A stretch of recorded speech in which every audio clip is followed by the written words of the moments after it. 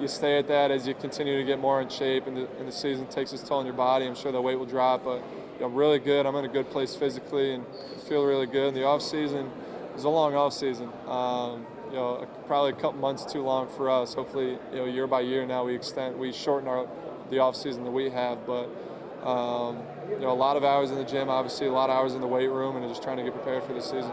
Trey said he maybe bulked up a little bit too. What does that look like for you guys? Is that steak dinners, protein shakes? What are you doing to put on weight like that? For me, it was 4 meals a day, and it was eating the right thing. You got to eat a lot of volume of food. You eat stuff that's good for you, and it wasn't.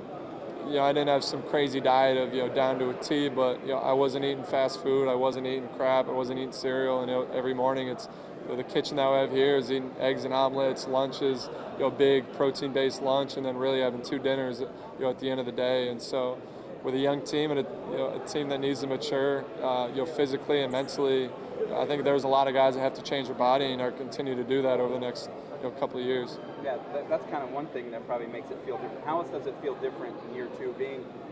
You've been a pro for a while now. Yeah, it does. It feels like a long time, even though it's only been really a year. But it feels like you've been in this for how long the season was, and just how long it feels like your life is. When you're in the NBA, and so I feel like I know a lot more than I did last year with this media day, and going into the season, knowing what to expect tomorrow in training camp, and knowing the type of things that your body's going to go through over the course of the year is, no one really ever prepares you for what you go through and the rigors of the NBA and the rigors of the schedule and the toll it takes on your body over the course of the year. And so the more work you do in the off season, it's better during the season. What does 12 pounds look like in your game on the floor? What does that do for you? Hopefully being able to play a little bit more through contact, getting into the paint, finishing, through contact, and getting able to bump and have guys bump off of me, not me always bumping off of them. And my game is my game. Obviously my shooting opens up a lot of different aspects of the rest of my game, but hopefully just being better in the paint, that'll help with my size and defensively too. A lot of people are questioning, are you guys a playoff team or not? What is your impression of that? How do you guys approach going into this year? Yeah, every year every team wants to make the playoffs, and so that's a goal for every team. And so, for us to say it's not our goal would be naive to say and just untrue. But we're not going to put a label on our season. Every year is about growth, and we want to win more than 29 games from last year. And so for winning 29 games and for as close as we still were to that 8th spot, we just hope this year is a progression and we win more games, and then whatever happens towards the end of the year happens. What kind of standard has your draft class and the one before it set for what rookies can do here in Atlanta?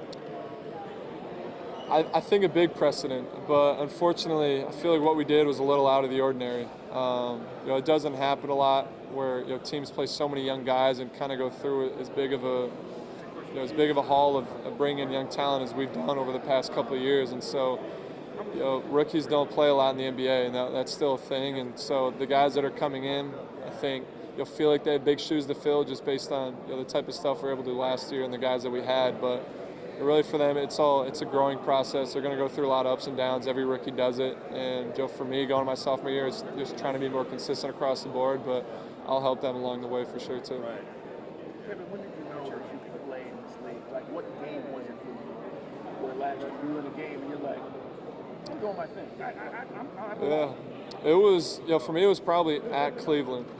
We played them the second or third maybe game of the year after, for me, a rough preseason. And then I think in that game I had like 9 points, 10 rebounds. And the 10 rebounds came pretty easily. And I just made 3 threes. And for me, 3 threes was like, should be the low point of my game. I want to hit 3 threes at least in every game. And so to kind of have close to a double-double, for me, that was kind of an eye-opener and realizing, like, you belong here. And, for a game that didn't seem that tough, and, we win the game, and then you have those type of numbers, I'm like, okay, this isn't that bad.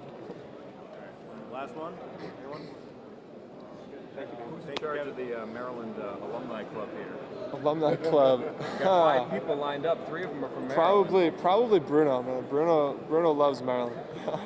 Me and Alex love Maryland, but Bruno is still so in touch and so in tune with the school. And he goes back for a football game. He's on the field, and he's already getting the crowd hyped up and everything. And so Bruno right now is still the leader of the Maryland fan club. Thank you. No problem.